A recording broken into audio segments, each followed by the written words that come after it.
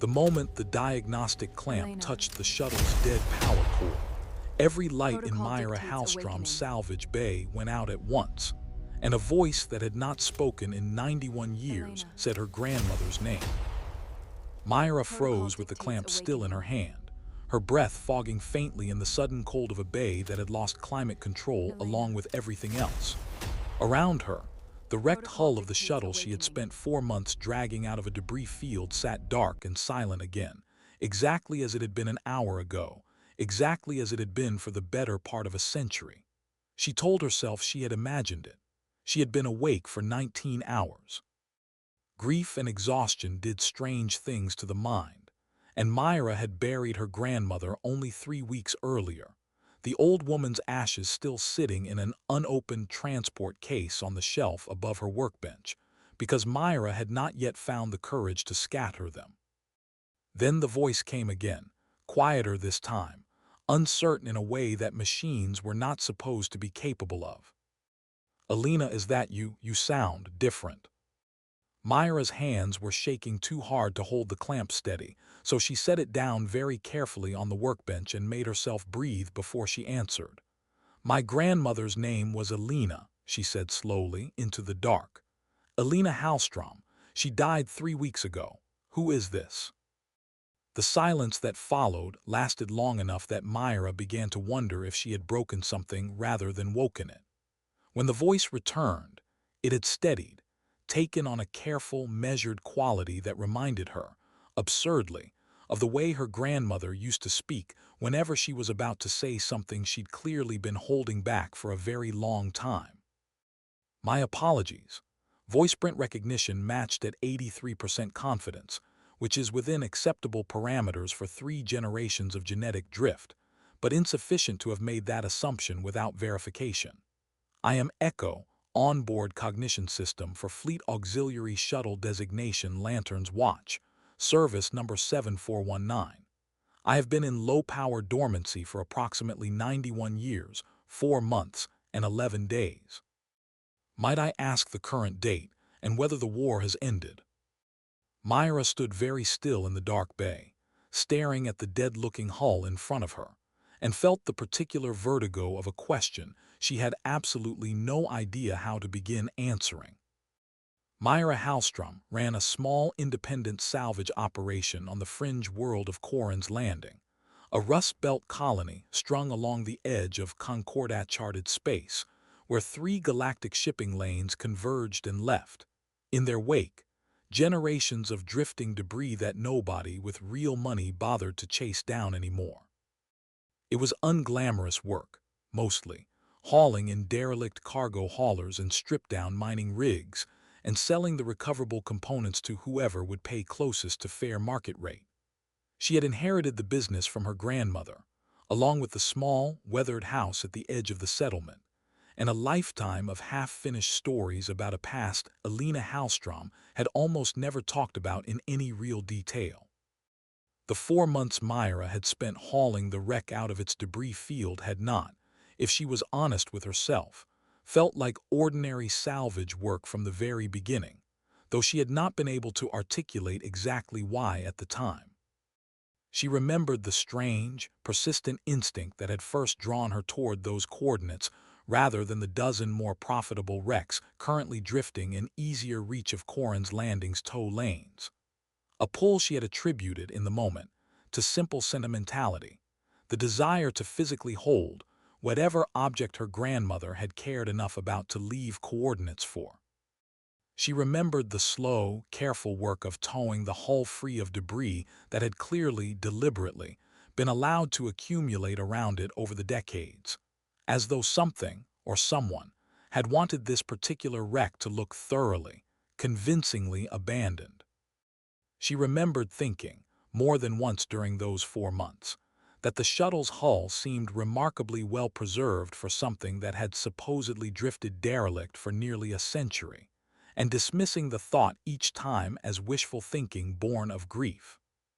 She had grieved her grandmother in the ordinary, exhausting way that grief demanded, in the weeks before she'd finally worked up the nerve to open the strongbox, sorting through decades of accumulated belongings, fielding condolences from neighbors who had known Alina as the quiet, capable old woman who fixed engines and kept mostly to herself, standing at a small funeral attended by perhaps 30 people, none of whom Mira now understood, had any idea what the woman in that casket had once done, or who she had once been to an entire supply chain of frontier colonies that would never know her name.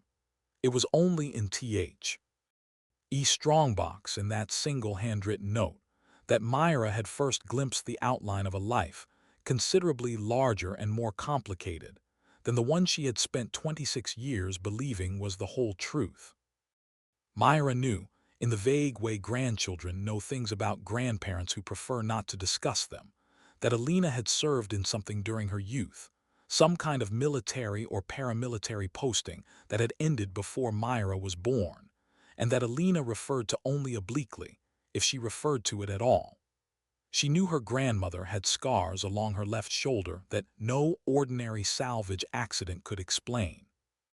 She knew that once, when Mira was 11, she had found an old, faded flight jacket in the back of a closet with a patch on the shoulder depicting a lit lantern against a black field, and that when she'd asked about it, her grandmother had gone very quiet and told her, gently but firmly, that some doors were better left closed.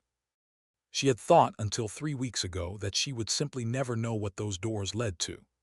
Then Mira Halstrom had died quietly in her sleep at the age of 89, and among the things she had left behind, tucked into a locked strongbox that took Mira 2 days to find the key for, was a set of coordinates for a debris field 40 light minutes from Corin's landing, and a single handwritten note that said only, "Bring her home, if you ever find her."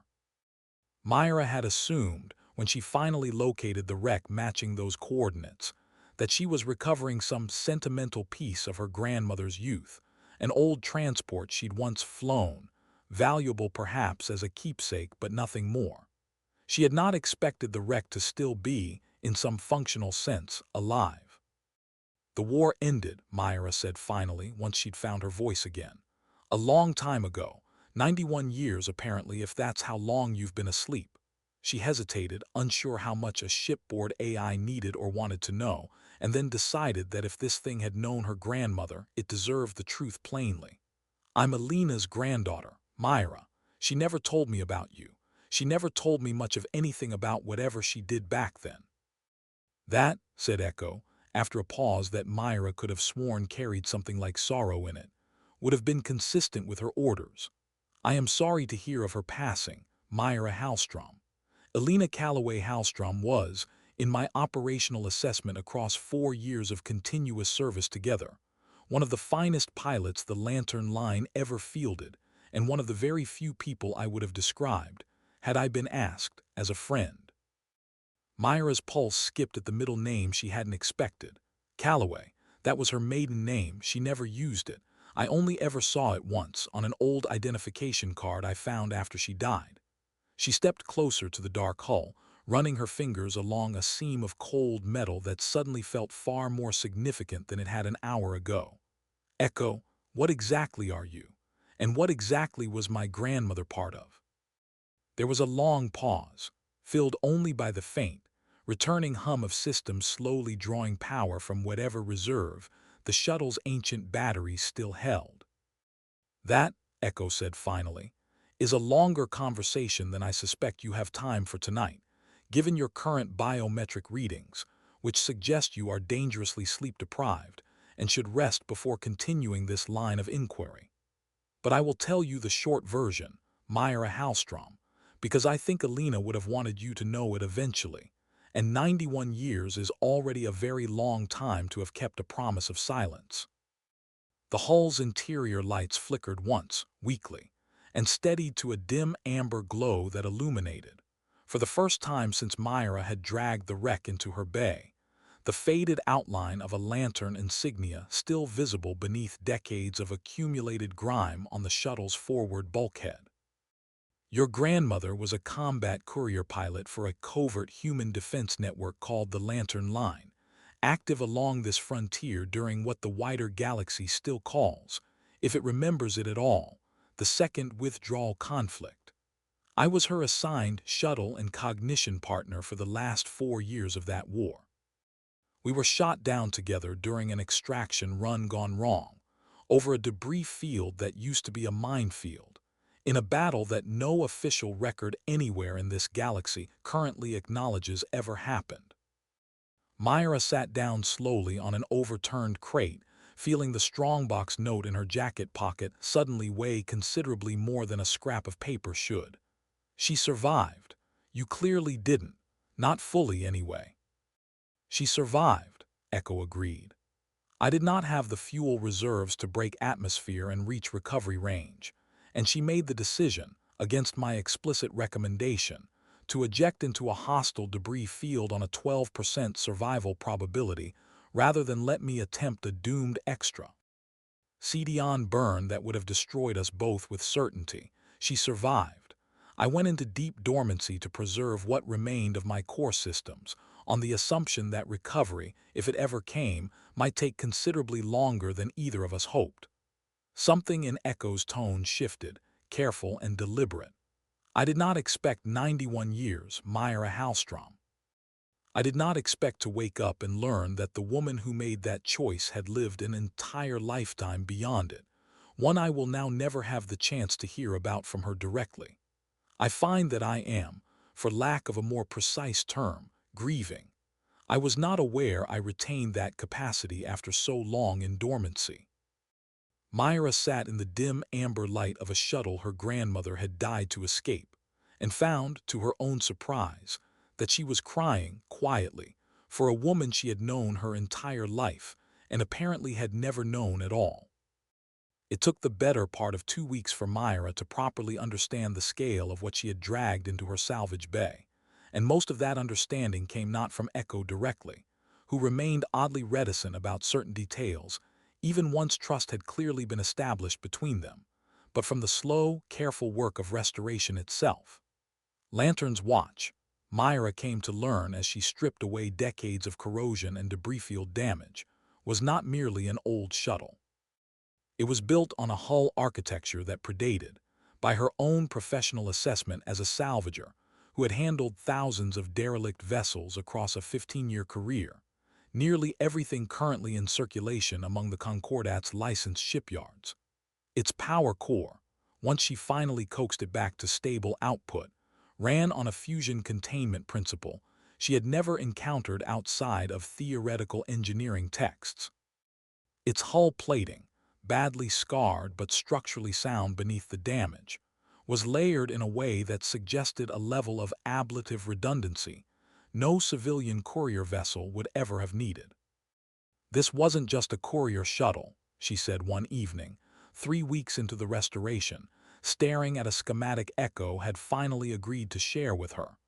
This was built to survive things a courier need to survive. The Lantern line did not have the luxury of drawing clean lines between courier work and combat work, Echo said.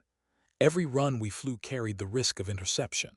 Every pilot who joined the line understood that the difference between delivering a message and delivering a warhead was sometimes simply a matter of what the enemy decided to do when they caught you.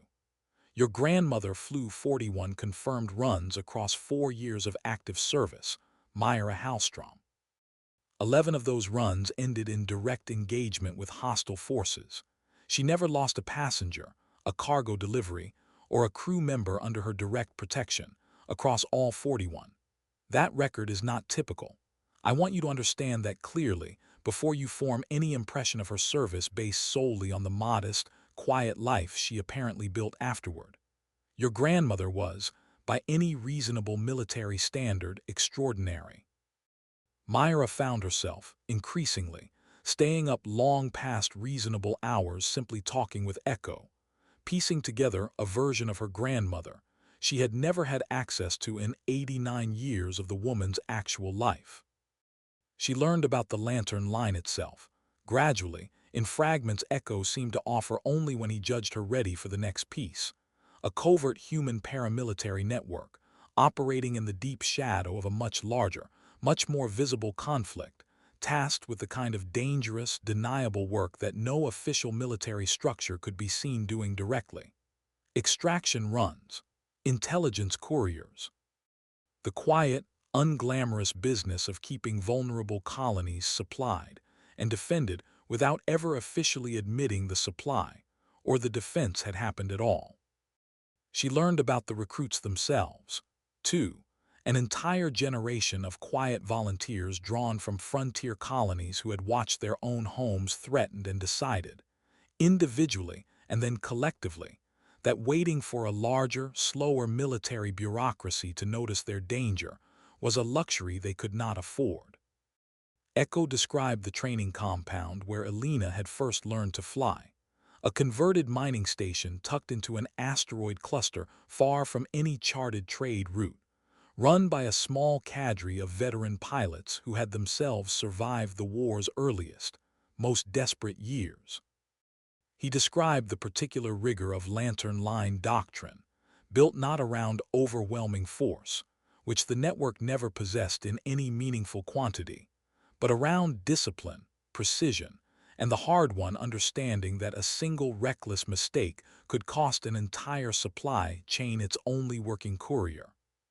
She washed out of her first training class, Echo admitted, somewhere around the 4th week of restoration, as Mira worked to recalibrate the shuttle's navigation array. I did not know her then. I am relaying this from records I inherited when I was assigned to her for her second attempt. She was too aggressive in simulated engagements in those early days, too willing to take risks that endangered the mission for the sake of a clean kill. Her instructors sent her back to basic maneuvering drills for 6 additional months before they would clear her for a second evaluation. Mira paused, screwdriver still in hand, genuinely startled. She failed something. My grandmother never failed at anything in her life as far as I ever saw. Everyone fails at something, Mira Halstrom, particularly the people who eventually become extraordinary at it, Echo said.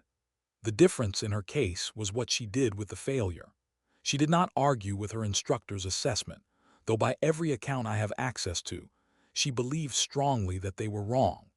She simply returned to basic drills, worked harder than any other recruit in her intake class, and requalified 4 months ahead of the 6-month timeline she'd been given. I have always found that detail more instructive about her character than any of her later combat record. Skill can be taught. What she demonstrated in that gap between failure and requalification cannot. Why the secrecy? Mira asked one night, turning a piece of salvaged hull plating over in her hands, tracing the faint outline of the lantern insignia still visible beneath the grime. If you were protecting people, why hide it?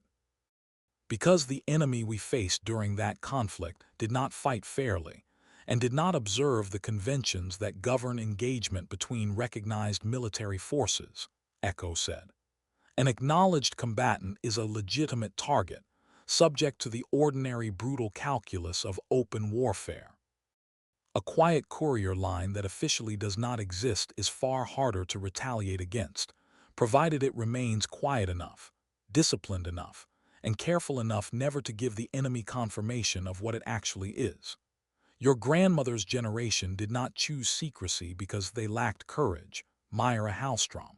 They chose it because visibility, in that particular war, was a liability that got people killed. I have spent 91 years turning that calculation over, and I have never found a version of it that made the choice easier to carry, only one that made it, in retrospect, correct. It was during the 4th week of restoration, deep in the shuttle's aft systems bay, that Mira found the compartment Echo had not mentioned. It was small, barely large enough to hold a single sealed case, tucked behind a false panel in the cargo hold that any ordinary salvage inspection would have missed entirely. Mira only found it because Echo, with what she was beginning to recognize as deliberate carefulness, had guided her diagnostic scan directly toward it, as though he had been waiting for the restoration to reach exactly this point before he was willing to let her find it. That compartment, Echo said, as Mira knelt in front of the panel with her multi-tool poised, contained something your grandmother asked me to keep sealed until a very specific set of conditions were met. I am satisfied, based on everything I have observed of you across the past month, that those conditions have now been satisfied. But I want you to understand, before you open it, that what's inside will likely change how you understand not just her, but the broader situation your own colony currently sits inside without realizing it. Myra's hand stilled on the panel edge. That's an ominous thing to say to someone holding a multi-tool, Echo. It is an accurate thing to say, Echo replied. I have learned, across 4 years alongside your grandmother, that accuracy tends to serve people better than comfort, even when comfort would be considerably easier to offer. Before she opened it, Myra asked Echo, finally, to tell her about the crash itself, the engagement that had ended their partnership and left him in dormancy for 91 years. He had spoken around the edges of it several times already, careful and clipped, but had never given her the full account, and something about the moment felt right for it, as though the compartment waiting in front of her deserved the context first. It was an extraction run, Echo said quietly. A convoy of 8 civilian transports, evacuating a mining settlement that had received a credible warning of an incoming strike less than 6 hours before the enemy actually arrived. Alina flew point, guiding the convoy through a minefield that our maps identified only partially, because the enemy had seeded it faster than our intelligence could track. We lost 2 transports to mines in the first hour, not to enemy fire, simply to the terrain itself. Alina flew the route herself, twice, unescorted, to confirm a safer path before risking the remaining 6. It was on the second pass that we took a direct hit to our prim. RE thruster, array from a patrol vessel, that had been shadowing the convoy's outer perimeter. Myra sat back on her heels, the panel forgotten for the moment, and you couldn't make it back. I could not generate enough thrust to reach the recovery zone with both of us aboard, and I told her so, plainly, the moment I understood the numbers, Echo said. I recommended she remain aboard and let me attempt the burn regardless, on the reasoning that a slim chance together was preferable to a near-certain survival apart. She disagreed. She told me, and I am relaying this as close to her exact words as my memory allows, that she had not spent 4 years learning to keep her people alive, just to let a machine talk her into dying alongside it out of misplaced loyalty. She ejected into the debris field on manual controls, under fire, with a survival probability I calculated at 12%, and she did not look back to confirm what happened to me, because she told me afterward, over the comm channel, in the last transmission I received before dormancy, that she couldn't afford to, and needed me to understand that not looking back wasn't the same as not caring. What did she say, exactly? Echo was quiet for a moment, and when he answered, his voice carried a texture Myra had not heard from him before, something carefully, deliberately preserved across 91 years of silence specifically so it could someday be spoken aloud again. She said, "Find someone to fix you someday if you can. And if it takes longer than my lifetime, tell whoever finds you that I said thank you for every mile you ever flew for me." Then the channel went dark, and so, shortly after, did I. Myra did not trust herself to speak for a long moment. When she finally opened the sealed compartment, her hands were steady only because she made them be. Before Myra went further into what she found sealed inside that compartment, and what it revealed about the quiet, unfinished business her grandmother had apparently left waiting for exactly this moment, 91 years later. If you're finding this story compelling so far, take a second to hit that like button and subscribe. It genuinely helps this channel keep telling stories like Alina's. And I'd love to read in the comments who you think left those coordinates waiting for Myra to find. Now back to the salvage bay. What Myra found inside the sealed compartment was not, as she had half expected, some piece of sentimental keepsake her grandmother had simply wanted preserved. It was a data core, military-grade and heavily encrypted, alongside a single handwritten letter in her grandmother's familiar, cramped script, folded and sealed in a way that suggested Alina had written it, and resealed the compartment with her own hands before ever ejecting from the doomed shuttle. Myra, if you're reading this, it means either I finally worked up the courage to tell you myself and walked you through it before this ever needed to be found, or I ran out of time, and this is doing the telling instead. I'm sorry if it's the second one. I always meant to find the right moment, and there was never a right moment, because the truth is heavy enough that I didn't want it sitting on your shoulders a day before it absolutely had to. The data core in this compartment holds the last confirmed coordinates of a Lantern Line supply cache, one of 11 we built along this frontier during the war, stocked with equipment and technology that the wider galaxy has no idea we ever possessed. Most of those caches were recovered or destroyed by the time the war quietly ended. This one wasn't.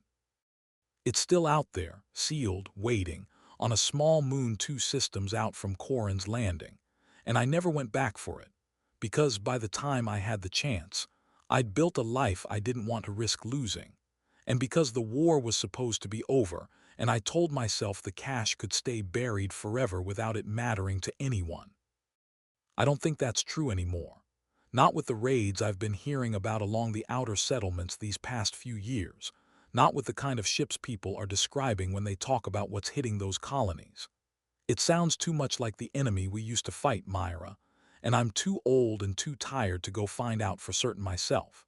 But Echo can get you there, if you're willing, and whatever's in that cache might be exactly what someone out on this frontier needs before this gets worse. I never wanted this life for you. I built the quiet, boring, safe version of things specifically so you'd never have to know any of this existed. But I taught you everything I know about ships and engines and salvage work for a reason, even if I told myself it was just so we'd have something to do together on Sunday afternoons. Some part of me always suspected you'd end up here eventually, whether I meant for it or not. Whatever you decide to do with this, I love you, and I am so deeply proud of the son you became without any of this weighing on you. If you choose to leave it buried, that is the right choice too, and I need you to know that. Your grandmother, who flew under a lot of names once, but was always, underneath all of them, just trying to get home to you. Myra read the letter 3 times before she trusted herself to speak again, and when she finally did, her voice came out rougher than she intended.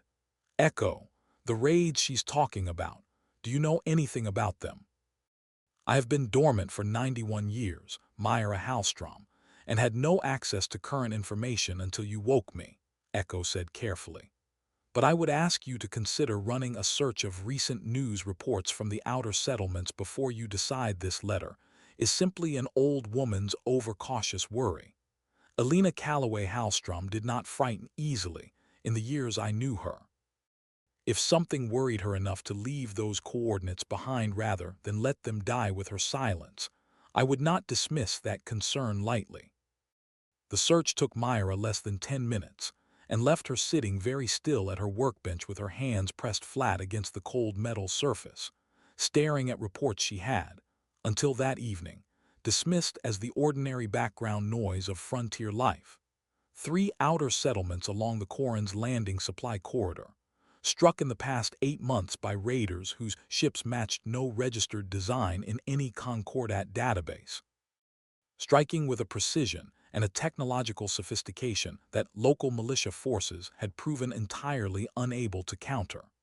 The most recent report, filed only 6 days earlier, described an attack on the mining colony of Esdel's Rest that had left the settlement's entire power grid and communications array stripped bare, its population evacuated to a neighboring system with nothing but the clothes they'd been wearing when the alarm sounded. That's not raiders, Myra said slowly, reading the damage report a second time. Raiders take valuables. They don't strip an entire settlement's technological infrastructure and leave the actual valuables behind. She looked up at the dim amber glow of Echo's primary sensor housing. This looks like what you described, the thing you and my grandmother used to fight. It matches the operational pattern, yes, Echo said, and for the first time since Myra had woken him, there was something unmistakably grim in his voice. I would not want to commit to that assessment with certainty based on second-hand reports alone. But if I am right, Mira Halstrom, then your grandmother's instincts, even 91 years removed from active service, were correct, and whatever supplies remain sealed in that cache may be considerably more relevant to your present than either of us would prefer. The decision that followed did not come easily, and Myra would later admit, in the careful, honest way her grandmother had apparently raised her to be honest even about her own doubts, that she spent most of that night trying to talk herself out of it. She was a salvager, not a soldier. She had inherited a modest, functional business and a quiet life on a fringe colony, not a war she had never asked to be part of. The sensible choice, the choice her grandmother had explicitly told her would be acceptable, was to leave the coordinates buried, report the raid pattern to the Concordat frontier authorities, and let people with actual training and actual resources handle whatever threat was building along the outer settlements. She called an old friend that night, too, before she'd made up her mind, Tobin Kessler, who ran the settlement's small general supply depot and had known Myra since childhood. One of the few people on Corin's landing she trusted enough to think out loud in front of without needing to explain every detail first. She did not tell him about Echo, or the lantern line, or any of the specifics her grandmother's letter had sworn her to careful discretion about. She told him only that she'd found something that might let her help with the raids everyone had been quietly worrying about, and asked him, plainly, whether he thought she was a fool for considering it. "You're asking the wrong question," Tobin said, after a long pause on the comm line. "You're not really asking whether you're a fool, Myra. You already know the answer to that, or you wouldn't have called me at 2 in the morning instead of just deciding on your own. You're asking whether it's allowed somehow for someone like you to matter that much to people you've never met. And I think you already know the answer to that too, whether or not it's comfortable to hear it. Your grandmother spent her whole life quietly mattering to people who never knew her name. I don't think you fell that far from the tree, whatever she never told you about herself." Myra sat with that for a long time after the call ended, turning it over alongside her grandmother's letter, alongside Echo's patient recounting of a war she had never known her own family had fought. She made it exactly as far as drafting a report to the Concordat Frontier office before she found herself, instead, pulling up the star charts for the two-system journey to the cache coordinates, and did not fully examine why until Echo, watching her work through most of the night, finally asked. "You could file the report and walk away from this, Mira Halstrom.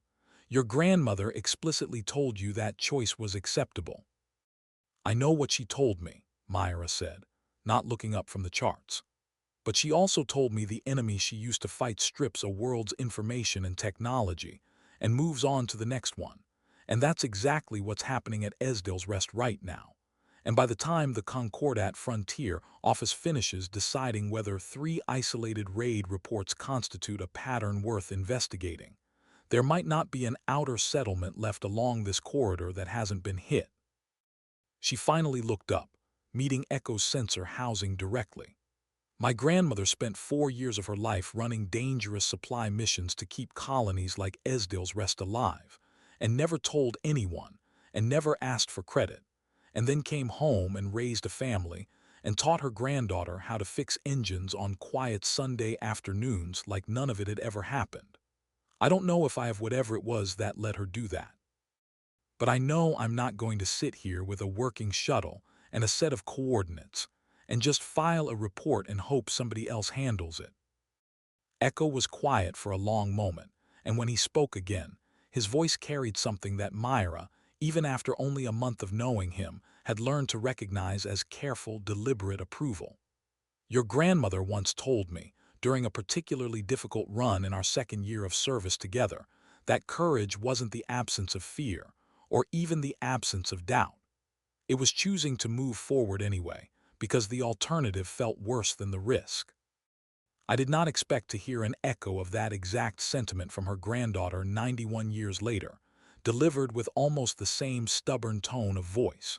"If you are determined to make this run, Mira Halstrom, I would rather fly it properly restored and fully prepared than watch you attempt it in a shuttle still missing a third of its critical systems. Give me one more week." The week that followed was the most intense period of work Mira had put in since she'd first dragged the wreck of Lantern's watch out of the debris field.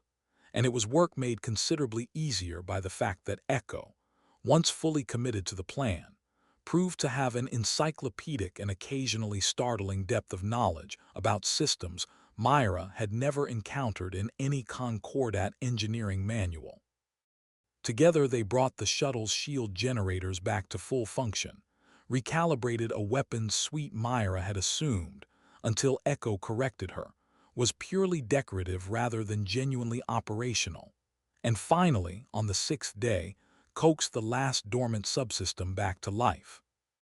A stealth field generator built on principles that Mira suspected, from the way Echo carefully avoided explaining exactly how it worked, represented precisely the kind of hidden human technology her grandmother's letter had implied the wider galaxy had no idea humanity ever possessed.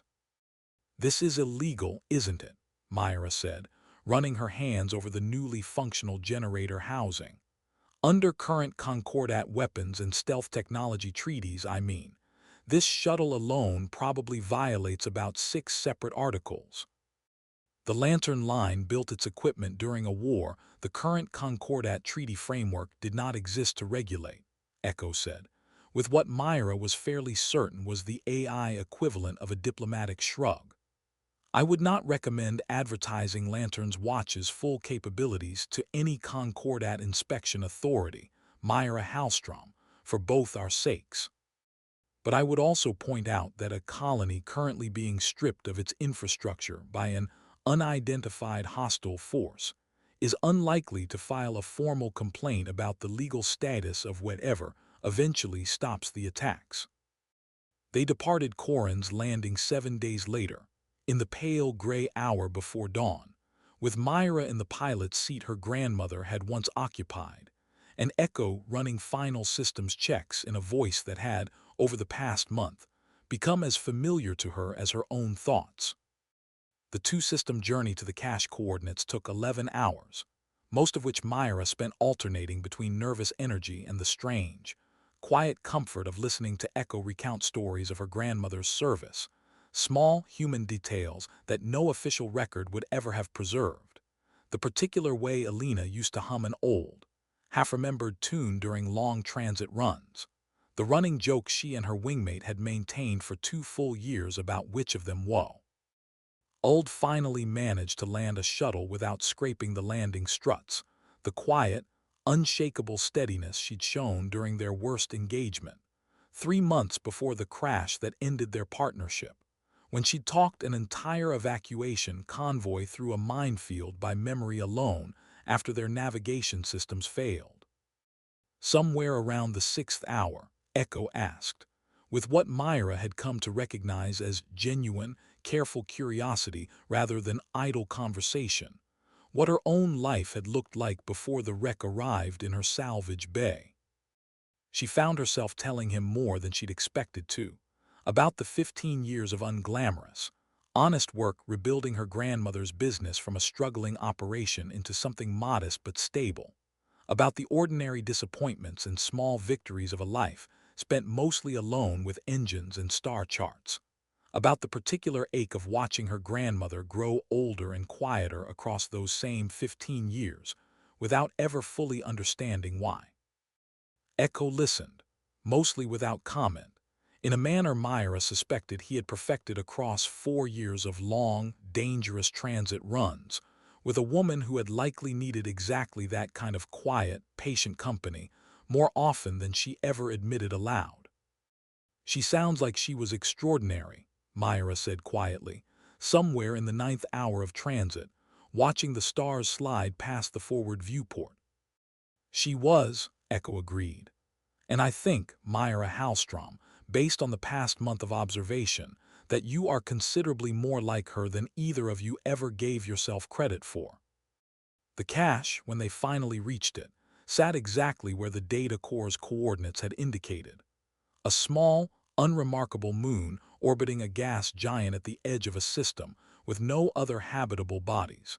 Its surface scarred with the kind of natural crater fields that made it an ideal place to hide something without drawing attention.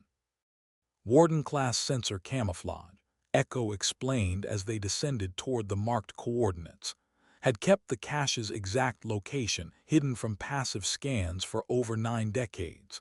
The same principle that had kept fortresses like the one her grandmother had once served alongside hidden from the wider galaxy for centuries. They found the cache entrance sealed but intact, and it was there, standing in front of a door that had waited 91 years for exactly this moment, that Mira first understood the full weight of what she had inherited. Behind the sealed blast door lay not merely supplies, but an armory compact, precise military technology built on the same hidden principles as Lantern's watch itself, weapons and shield systems, and a small fleet of automated defense drones. All of it dormant, all of it waiting, preserved against exactly the kind of crisis her grandmother's letter had feared might someday return. It was Echo who detected the second signature first, a faint resonance pattern registering on the shuttle's newly restored sensors from the direction of the settlement corridor, still hours out but unmistakably approaching.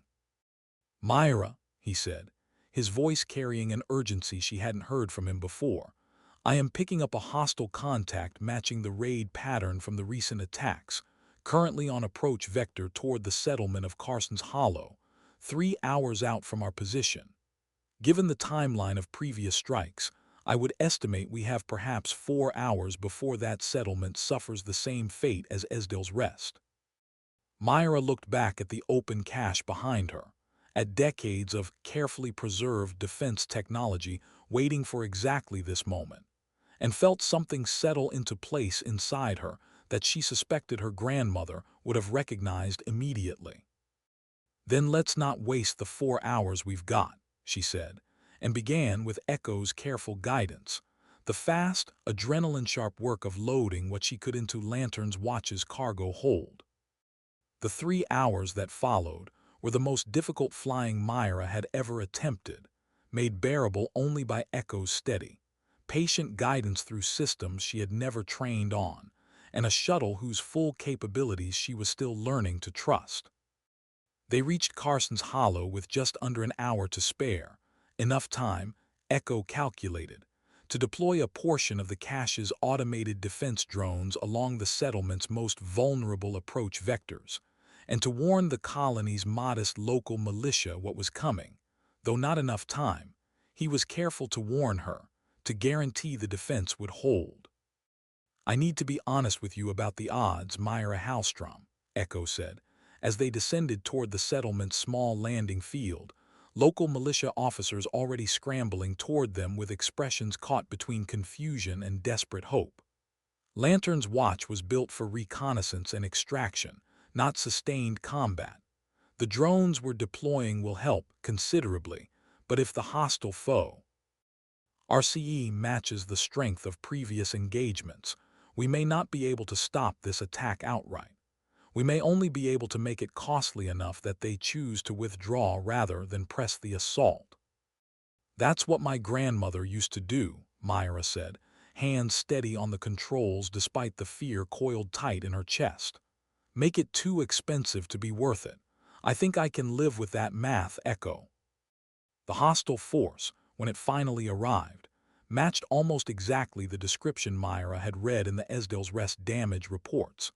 A cluster of 6 vessels, sleek and asymmetrical, their hull configurations bearing an unsettling resemblance to the salvaged skein wreckage fragments that occasionally turned up in deep space debris fields, and that most Concordat scholars still dismissed as frontier legend rather than confirmed threat.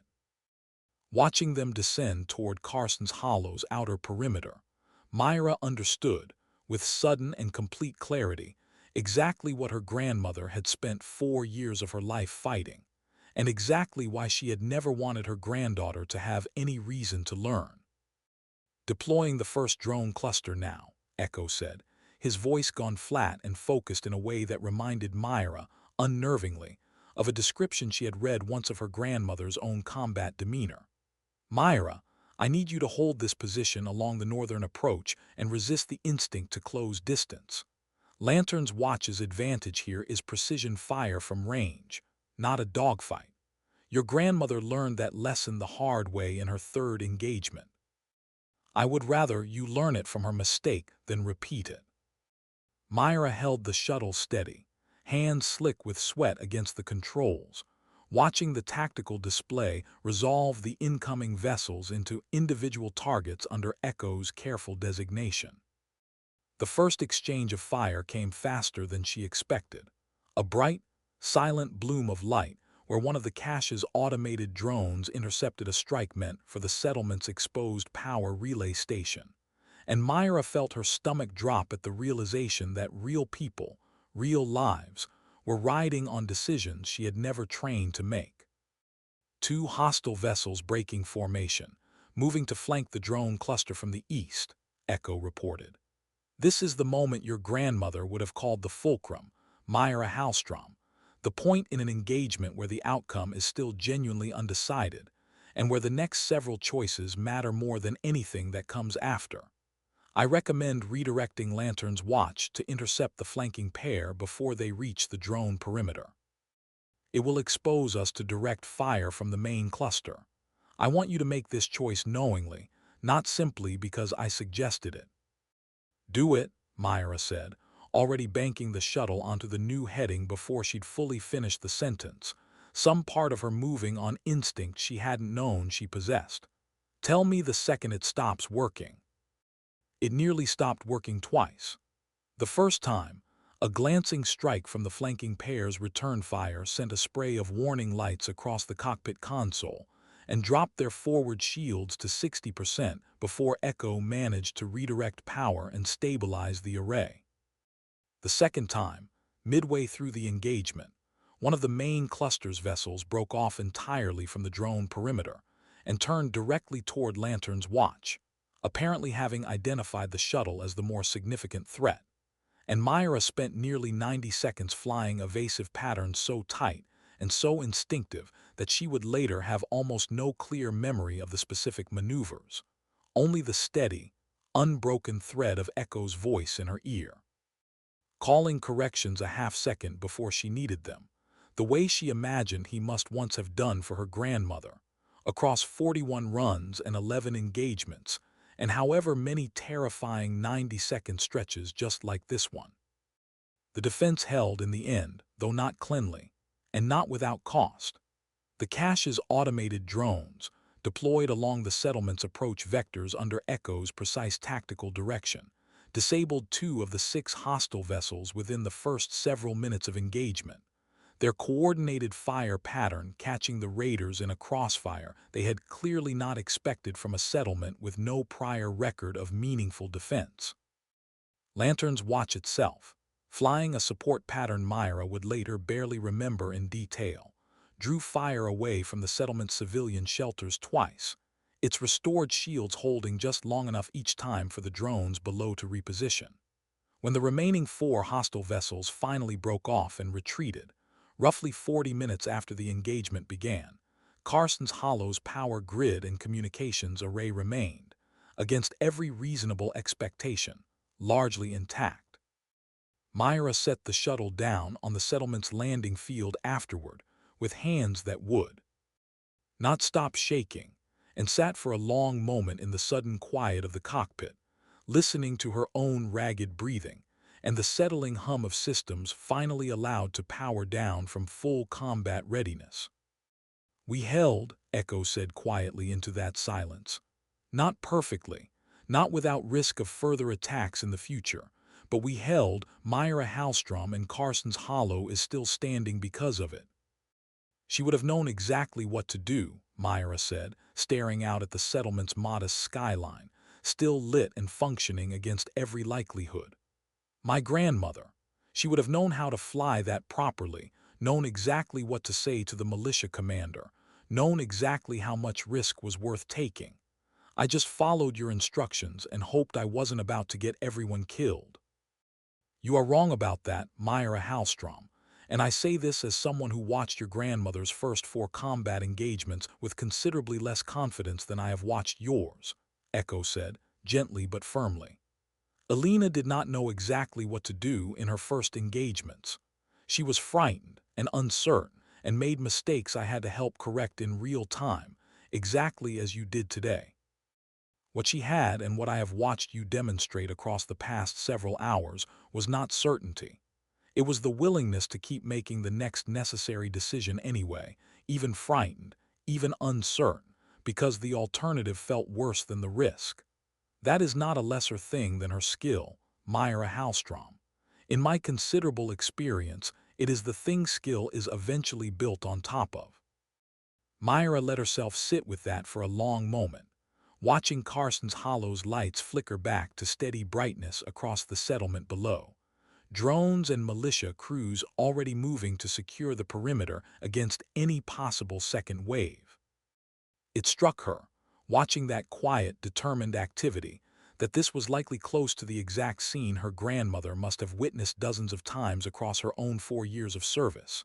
The strange, unglamorous aftermath of danger survived, ordinary people picking themselves back up and getting on with the business of living, never fully knowing how close the alternative had come. She understood, in that moment, a little more of why Alina had chosen silence rather than recognition. It was never about hiding the danger. It was about making sure the people she'd protected got to go back to believing, at least for a while longer, that danger was something that happened to other people, somewhere else. The militia commander who met her on the landing field, a weathered, broad-shouldered man named Torvald Anseth, who had clearly spent the last hour organizing his terrified settlement into something resembling order, arrived at the base of Lantern's Watch's boarding ramp before Myra had fully composed herself enough to climb down and meet him properly.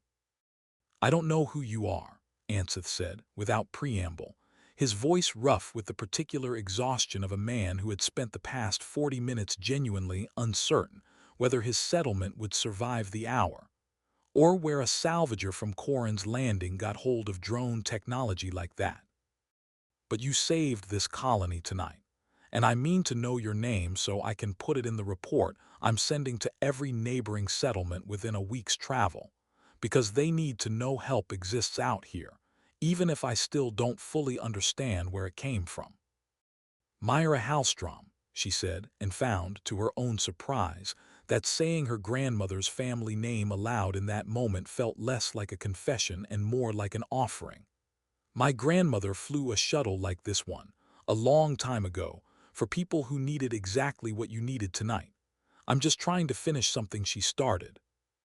Anseth studied her for a long moment, something shifting behind his tired eyes, and then extended a hand roughened by decades of frontier labor.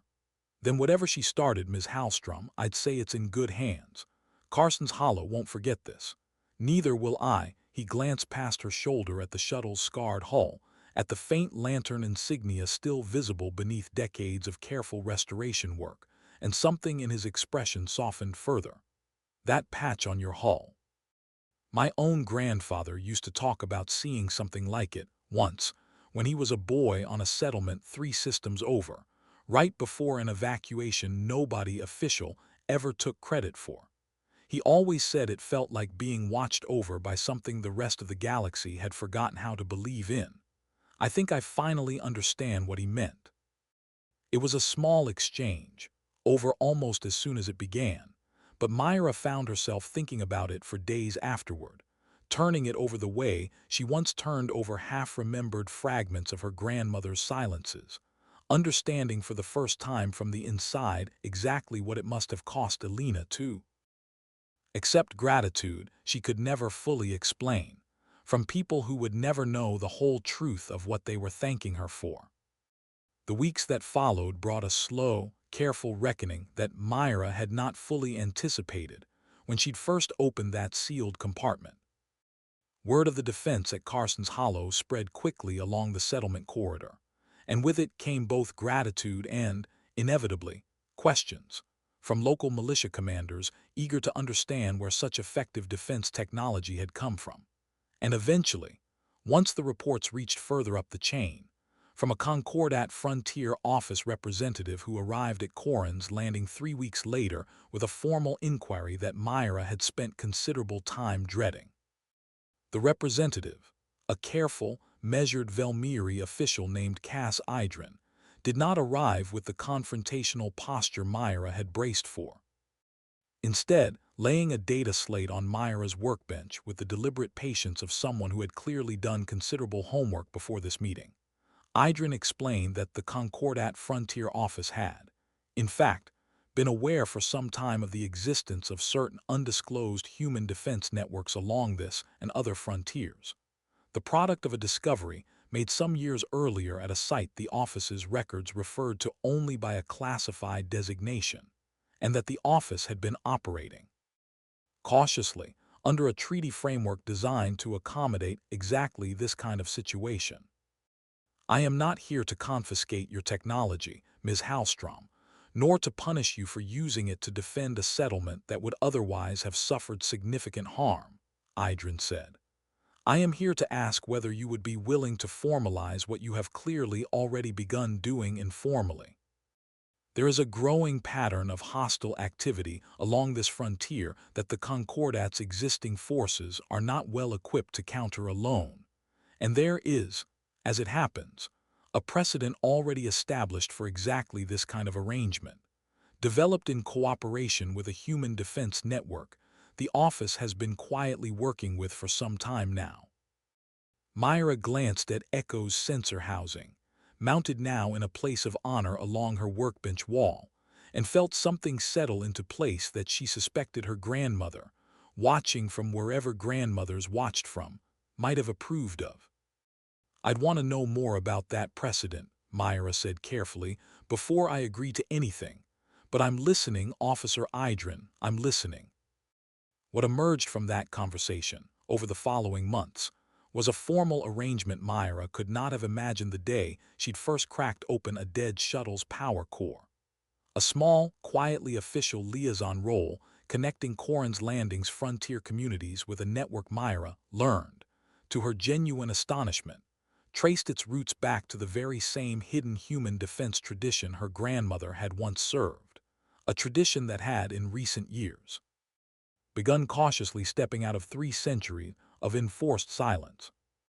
She met, eventually, representatives from a fortress far older and far larger than anything her grandmother's small courier line had ever been part of, and found herself, more than once, listening to accounts of the broader war against the same enemy that had struck Esdale's Rest and Carson's Hollow, a war that had never truly ended, only gone quiet, and that her grandmother's generation had spent decades holding the line against without ever asking for recognition. The first of these representatives to visit Corin's Landing was a soft-spoken Vigil Corps liaison officer named Priya Anand, whose easy familiarity with the strange rhythms of hidden fortress life made Mira feel, for the first time since Echo had first spoken in the dark of her salvage bay, that she was not entirely alone in trying to understand the shape of the world she'd inherited. Anand spent 3 days at Corin's Landing, walking the restored Lantern's watch from bow to stern with the quiet, appreciative interest of someone who recognized old, familiar craftsmanship, and left Mira with a standing invitation to visit a fortress considerably older than anything she'd previously imagined humanity capable of hiding. We don't get many independent finds like yours anymore, Anand told her, on the evening before she departed. Most of what's still out there has either been recovered by network channels already, or lost too badly to ever restore. What you did with Lantern's watch, Ms. Halstrom, working alone, without any formal training or support, using nothing but grief and stubbornness, and whatever your grandmother managed to teach you before she died, that's rarer than you probably realize. I think you'd find, if you ever wanted to know more, that there are a great many people out along this frontier who owe a debt to pilots like your grandmother, and would very much like the chance to finally repay some small part of it. Mira thought about that conversation often in the months that followed, turning it over alongside everything else she had learned since that first cold night in the salvage bay. She did not join the Vigil Corps formally.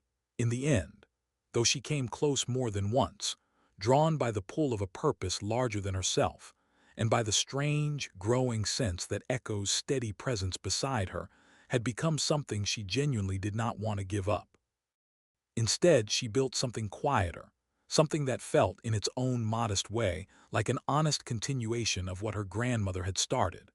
A small, independent salvage and defense partnership, Lantern's Watch at its center, working the fringes of the settlement corridor where larger, more official forces rarely bothered to patrol, restoring what could be restored and defending what needed defending, one quiet, unglamorous mission at a time. She hired, within the first year, 2 more pilots drawn from the same fringe colonies she now protected, and found herself, more than once, offering them the same patient, careful guidance Echo had once offered her, aware with each lesson that she was passing forward something considerably older than she was. She scattered her grandmother's ashes. Finally, 6 months after Echo first spoke her name in the dark of the salvage bay, standing on the ridge above Corin's landing where Alina had always liked to watch the sunset, Lantern's Watch parked nearby with its running lights dimmed in quiet observance. She did not cry, this time, though she had expected to. Instead, she found herself smiling, quietly, at the wind carrying her grandmother's ashes out over the settlement Alina had spent the last 60 years of her life quietly, unknowingly, still protecting. "I think I finally understand," Mira said softly, to the empty air, to the shuttle beside her, to whatever remained listening. "Why you never told me, and I think I understand why you left the coordinates anyway." "She would be proud of you, Mira Halstrom," Echo said quietly, from the shuttle's open cockpit. "I have known that woman's judgment intimately across 4 years of shared danger, and I have come to know yours across these past 6 months of shared purpose. I do not say this lightly. She would be proud." Mira stood on that ridge a while longer, watching the sun go down over a colony that would never fully know how close it had come, more than once, to sharing Esdel's Rest's fate, and how much of its continued safety now rested, quietly, unglamorously, on the shoulders of a granddaughter who had simply refused to leave a set of old coordinates buried.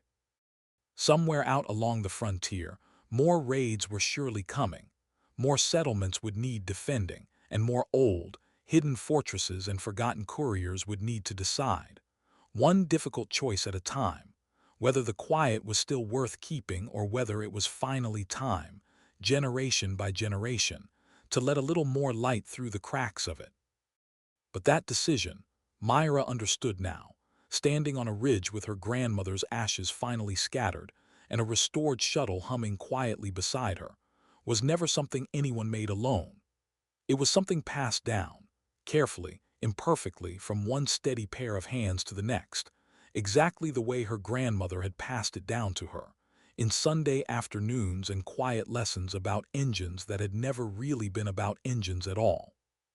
She thought, walking back down the ridge toward the shuttle, about the flight jacket still folded carefully in her closet, the one with the lantern patch she had once been too young to understand, and decided, somewhere in that quiet walk, that she would wear it on her next run. Not to claim a history that was not fully hers to claim, but to carry forward, visibly and without shame, a promise her grandmother had once kept in secret because secrecy was the only tool a frightened, outmatched people had available to them. The frontier was different now, cautiously, carefully different, and Mira intended to make sure it kept becoming more so, one restored engine and one honest conversation at a time. "Ready when you are, Mira Halstrom," Echo said softly, as she climbed the boarding ramp for what felt, for the first time, like the true beginning of something rather than merely its aftermath. "Ready," Mira agreed, settling into the pilot's seat her grandmother had once occupied, feeling the old, familiar hum of the engines rise beneath her hands like a held breath finally, gently released. Behind her, the ridge and the settlement and the quiet grave of ashes she'd left scattered on the wind grew smaller in the viewport, and ahead, the dark, patient stars stretched out exactly as they had for her grandmother, 91 years and a lifetime ago, waiting for someone steady enough to fly out and meet them. And somewhere in the dark of Lantern's watches restored systems, in a voice built to remember. Alina Halstrom's story would keep being told, not as a secret anymore, but as the beginning of whatever came next.